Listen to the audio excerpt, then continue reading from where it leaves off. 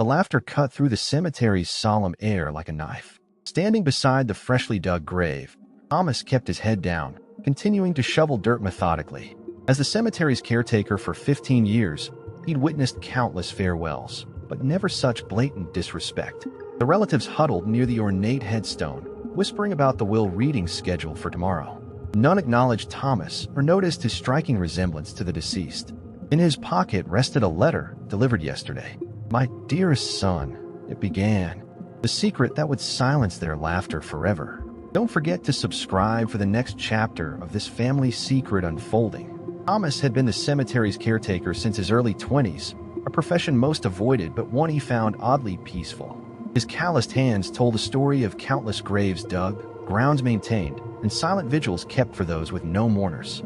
The irony wasn't lost on him that he'd spent years tending to strangers' final resting places while being estranged from his own family, particularly the man whose grave he now prepared. The wound ran deep. 30 years ago, his mother had revealed the truth about his parentage, that the wealthy businessman Harold Blackwood was his biological father. When Thomas had gathered the courage to approach him as a young man, Harold had publicly denied him, calling security to remove the con artist from his office building.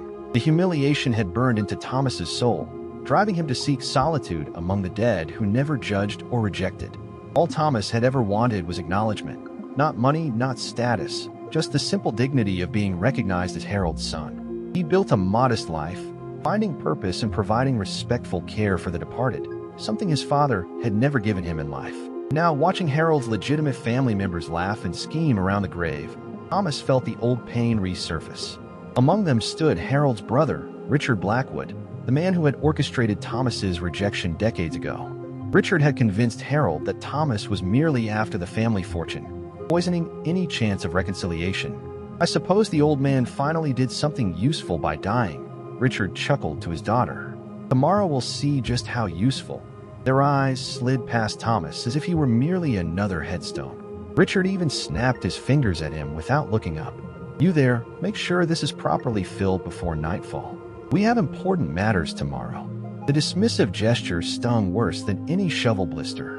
Thomas nodded silently, his hand instinctively touching the letter in his pocket. The letter that confirmed what he'd always known and what Harold had finally admitted before his death.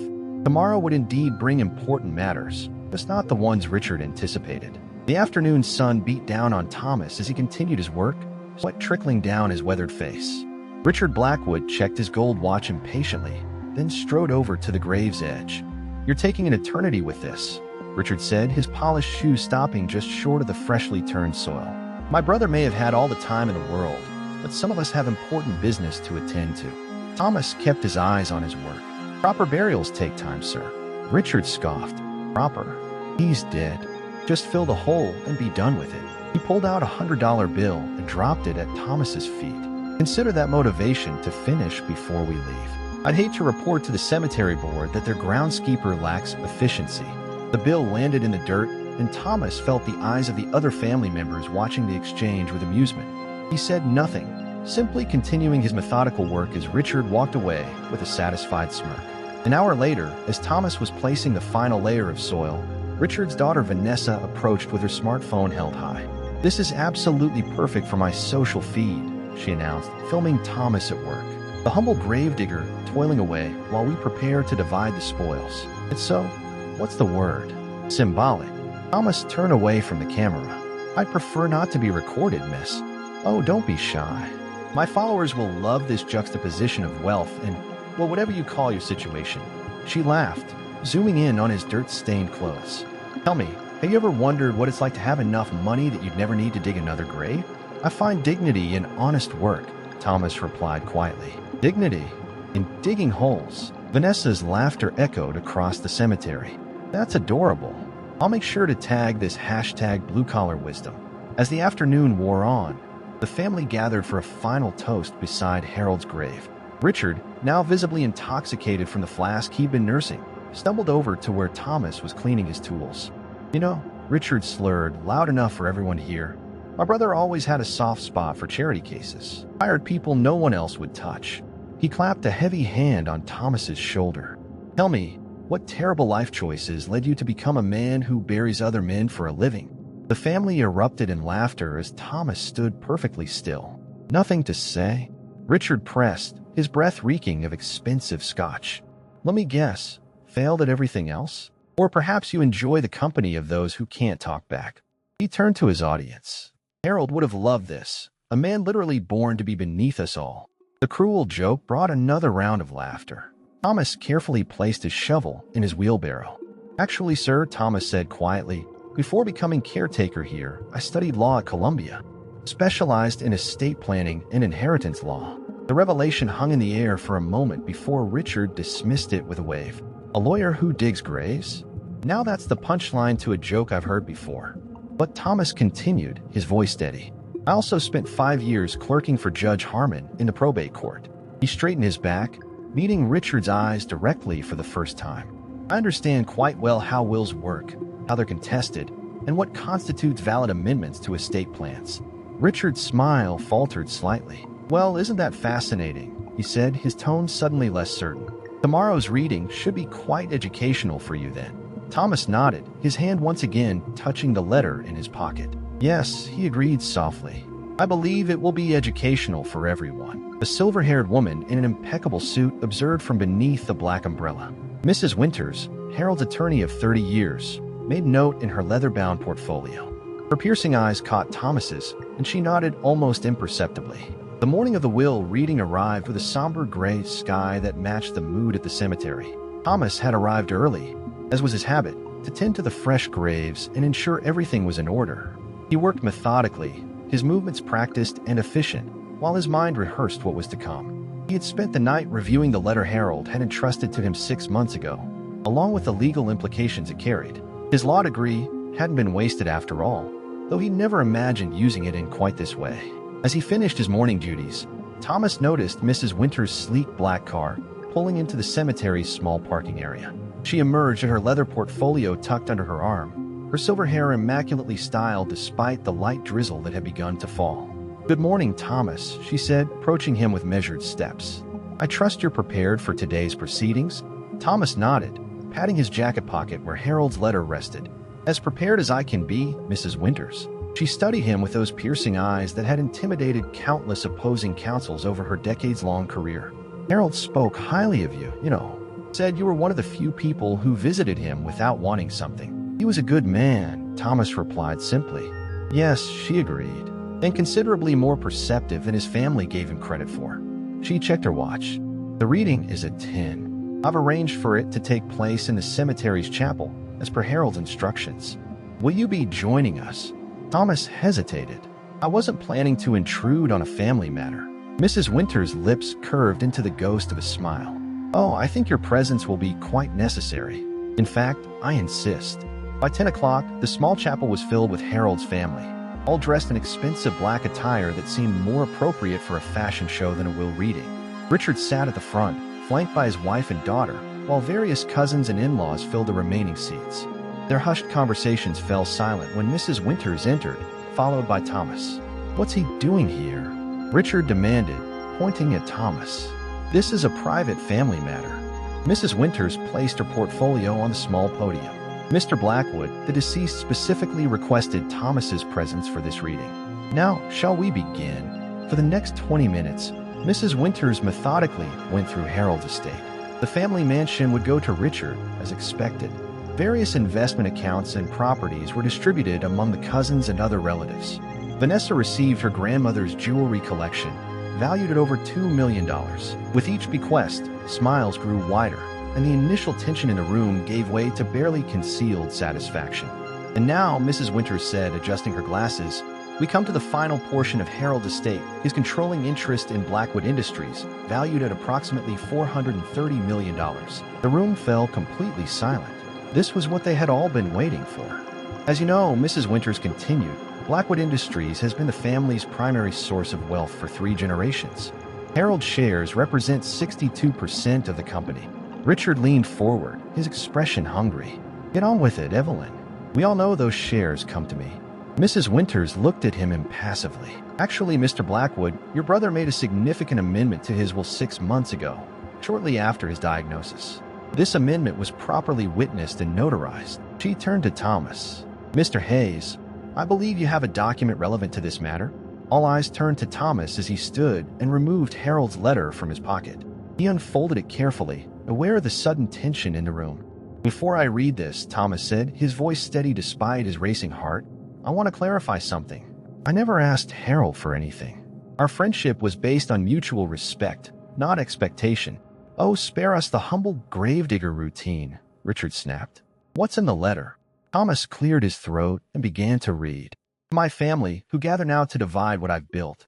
I've watched you all these past years, seen how you've treated my legacy as your birthright rather than a privilege. Richard, you've run the charitable foundation into the ground while embezzling funds for your personal use." Richard shot to his feet. "That's a lie. I demand." "Sit down, Mr. Blackwood," Mrs. Winters commanded with such authority that Richard complied immediately. Continued Thomas. "Vanessa, you mocked the very people our company was built to serve. The rest of you have visited me only when you needed money or favors. None of you have shown the character needed to steward what our family has built." Thomas paused, looking up to see shocked faces staring back at him. "Therefore, I am leaving my controlling interest in Blackwood Industries to Thomas Hayes, who has shown me more genuine care and respect as my cemetery caretaker than my own blood relatives ever did. Thomas holds a law degree from Columbia and has the intelligence and integrity to ensure the company continues its original mission of service and innovation. He has agreed to maintain the company's charitable commitments, which will be expanded rather than diminished." The chapel erupted in chaos. Richard lunged toward Thomas, his face contorted with rage. "You manipulative bastard. You took advantage of a dying old man." Mrs. Winters stepped between them with surprising agility for her age. "Mr. Blackwood, I should inform you that any assault on Mr. Hayes will result in immediate criminal charges, as well as triggering a clause in the will that would redirect your inheritance to charity." Richard froze, his fists still clenched. "This is ridiculous. He was a gravedigger. He has no right." "Actually," Thomas interjected calmly, "I have every legal right. And as someone who specialized in estate law, I can assure you that this amendment will withstand any challenge you might bring." "We'll see about that," Richard snarled. "I have the best lawyers money can buy." "Yes, about that," Thomas continued, reaching into his other pocket and producing a USB drive. "Harold also entrusted me with documentation regarding the foundation's finances. Specifically, evidence of your systematic embezzlement of over $12 million over the past 5 years." The color drained from Richard's face.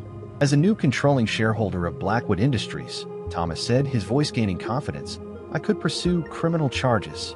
Or we could reach an arrangement where you step down quietly from the foundation and repay what you've taken." Vanessa, who had been filming the entire exchange on her phone, suddenly lowered her device. "Dad, is this true?" Richard's silence was answer enough. Mrs. Winters cleared her throat. "I believe we should take a brief recess. Thomas, perhaps you join me in my car for a moment." Outside, in the privacy of her luxury sedan, Mrs. Winters handed Thomas a business card. "Harold asked me to give you this when the time came. It's the contact information for James Harrington, CEO of Blackwood's main competitor. Harold suspected Richard has been feeding him company secrets." Thomas took the card, surprised. Why didn't Harold confront Richard himself? He wanted to give his brother a chance to redeem himself, he explained. But he also wanted to ensure you had all the tools necessary to protect his legacy. She patted his hand. "You won't be alone in this, Thomas. Harold arranged for a transition team to support you, and I'll be available as counsel for as long as you need." Thomas looked back at the chapel, where Richard was gesturing wildly to his wife and daughter. "I never wanted this responsibility. The best leaders rarely do," Mrs. Winters replied. "That's precisely why Harold chose you." As they walked back toward the chapel, Thomas felt the weight of Harold's trust settling on his shoulders. The path ahead would be challenging, but for the first time in years, he felt a sense of purpose beyond tending to the dead. Harold had given him the chance to make a difference for the living. What do you think of this unexpected turn of events? I'd love to know where you're watching from, and if you've ever witnessed a surprising revelation that changed everything.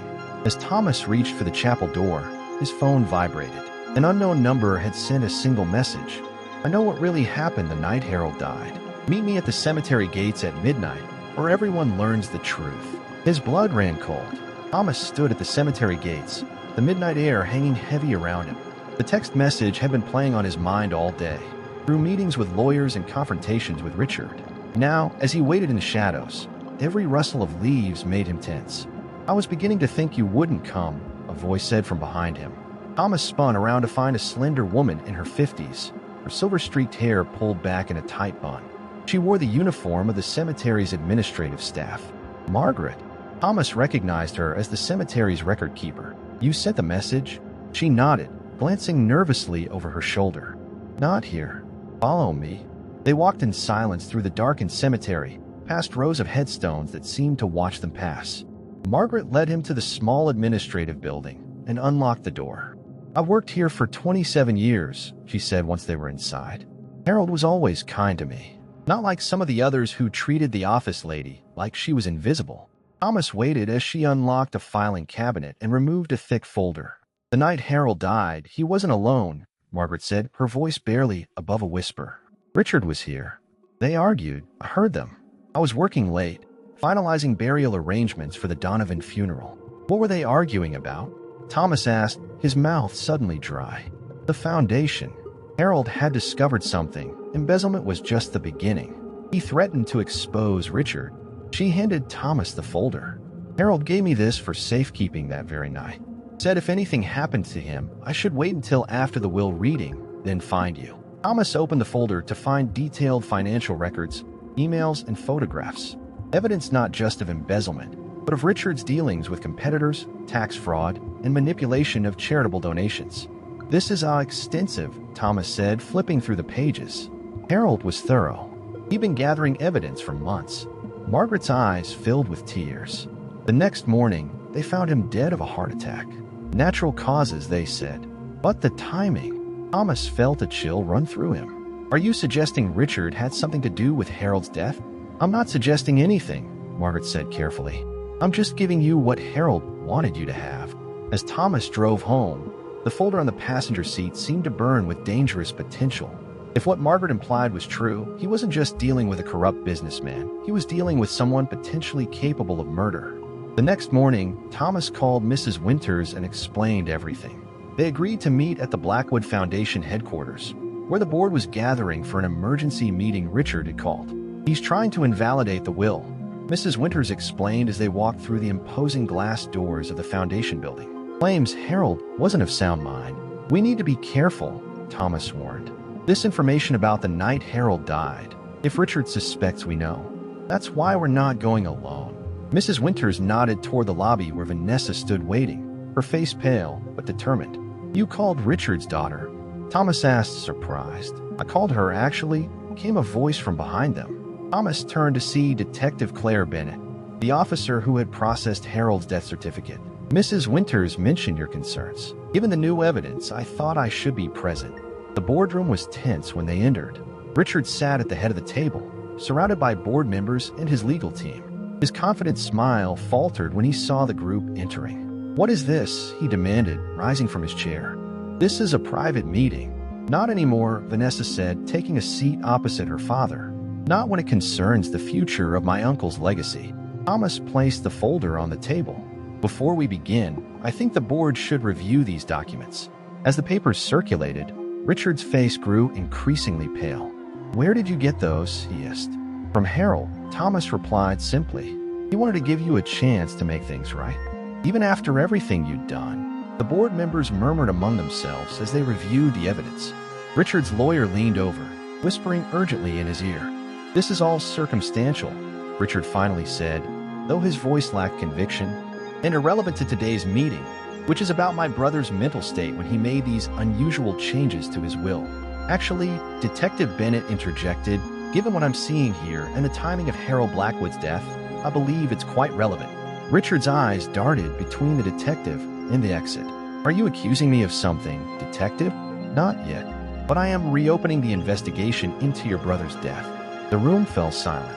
Thomas could feel the weight of every eye upon him. This was the moment Harold had prepared him for, the moment that would define the future of the Blackwood legacy. "Richard," Thomas said quietly, "there's still a way to honor your brother's memory. Resign from the foundation. Return what you've taken. Cooperate with the investigation. And if I refuse?" Richard challenged, though his voice trembled slightly. "Then we'll let justice take its course," Thomas replied. "Every document goes to the authorities. Every transaction gets scrutinized. And whatever happened the night Harold died comes to light. Richard looked around the room, at the board members who now regarded him with suspicion, at his daughter whose eyes were filled with disappointment, at the detective whose hand rested casually near her badge. "You have no idea what you're doing," Richard said, his voice low and dangerous. "The people I'm involved with, they won't just let this go. You'll be putting yourself in danger. All of you." Thomas felt a chill at the implication, but stood his ground. "Is that a threat?" "It's a reality," Richard replied. "So here's your choice, gravedigger. Walk away now. Let me handle this my way. Or push forward and risk everything, not just for yourself, but for everyone in this room." The silence that followed was deafening. Thomas looked at Mrs. Winters, whose slight nod gave him courage, then at Vanessa, who seemed torn between fear and determination. In that moment, Thomas understood why Harold had chosen him. Not because he was the smartest or the strongest, but because he understood the value of doing what was right, even when the ground beneath him felt like it might give way. "I think," Thomas said, his voice steadier than he felt, "we've all spent enough time hiding from the truth." Richard's face contorted with rage, then collapsed into something more desperate. He glanced at his lawyer, who subtly shook his head. "You have no idea what you're dealing with," Richard hissed, but the threat in his voice had diminished, replaced by the hollow echo of a man watching his carefully constructed world crumble. Detective Bennett stepped forward. "Mr. Blackwood, I think it's time we continue this conversation down at the station." "This is absurd," Richard sputtered, but his protest lacked conviction. "I've done nothing wrong. The financial records suggest otherwise," Thomas said quietly. Harold kept meticulous notes about the discrepancies, about the money that disappeared from the foundation, about the threats you made when he confronted you. Vanessa stood up, her face pale, but determined. "Dad, is this true? Did you have something to do with Uncle Harold's death?" Richard's eyes darted to his daughter, and for a moment, his mask slipped completely. "Vanessa, you don't understand. I was protecting our family's legacy. Harold was going to give everything away to strangers, to nobodies." He shot a venomous glance at Thomas. "The gravediggers. The only person threatening the Blackwood legacy was you," Mrs. Winters said, her voice cutting through the tension. "Harold built something meaningful. You were dismantling it piece by piece." The board members murmured in agreement, their earlier skepticism replaced by conviction as they reviewed the documents before them. Richard's lawyer whispered something in his ear, but Richard pushed him away. "I don't need your advice now," he snapped. Then, to everyone's surprise, he laughed, a bitter, broken sound. "You know what's funny? I never even needed the money. It was the control, the power. Harold always had it so easy. Everyone loved him. No one ever saw me." "That's not true," Vanessa said, tears in her eyes. "Uncle Harold saw you. He believed in you. That's why he gave you the foundation in the first place." Richard's shoulders sagged. The fight seemed to drain out of him all at once. "It wasn't supposed to end like this." "It doesn't have to," Thomas said. "Harold wanted to give you a chance to make things right, even at the end." Detective Bennett placed a hand on Richard's shoulder. "Mr. Blackwood, we need to go now." As Richard was led away, he paused beside Thomas. "You think you've won something here, gravedigger? You'll see. The foundation, the responsibility, it's a burden, not a gift." Thomas watched him go, feeling neither triumph nor satisfaction, only a profound sense that Harold's faith in him had not been misplaced. In the days that followed, the full extent of Richard's misdeeds came to light. He had indeed embezzled funds from the foundation, though the investigation revealed that Harold's death had been from natural causes, a heart attack, just as initially reported. Richard's crime had been financial, not murderous, though the stress of confronting his brother may have contributed to Harold's fatal heart attack. Richard accepted a plea deal that required full restitution to the foundation and a suspended sentence. His reputation, however, was beyond repair. The board unanimously voted to appoint Thomas as the new director of the Blackwood Foundation, with Vanessa as his deputy. Together, they would honor Harold's vision of using the family's wealth to help those in need. On a crisp autumn morning, Thomas visited Harold's grave one last time before taking up his new position. The cemetery was quiet, the earlier laughter of greedy relatives long gone. "I hope I did right by you," Thomas said softly, placing a single white rose on the headstone. "And I hope, wherever you are, you're smiling." As if in answer, a gentle breeze rustled through the trees, carrying with it the promise of change and the comfort of justice. Imperfect, perhaps, but justice nonetheless. Thomas settled into his new office at the Blackwood Foundation, the weight of responsibility balanced by a sense of purpose he'd never known before. The transition from gravedigger to director had been smoother than expected, with Vanessa's guidance proving invaluable. "Mr. Thomas, your 3 o'clock is here," his assistant called through the intercom. He smiled at the formality he still wasn't used to. Just months ago, he'd been tending graves, listening to the whispers of the bereaved. Now he was allocating millions to community projects Harold had dreamed of. Each evening, Thomas would walk through the cemetery on his way home, a ritual he couldn't abandon. The familiar paths grounded him, reminded him of where he'd come from and why Harold had chosen him. "You were right," he often whispered to Harold's headstone. "It's not a burden when it's done with love." One evening, as autumn gave way to winter, Thomas noticed a figure standing by a distant grave, an elderly woman placing wildflowers on a modest marker. Something about her seemed familiar, though he couldn't place her. As he approached, she looked up, her eyes widening slightly. "You must be Thomas," she said, her voice carrying a hint of Harold's inflection. "I've been waiting to meet you." In her hand was an envelope bearing the Blackwood seal, one he'd never seen before. "Harold left one final letter," she said, "for both of us. Don't forget to subscribe and like this video if you enjoyed this story. Share your thoughts in the comments. What do you think is in Harold's final letter?"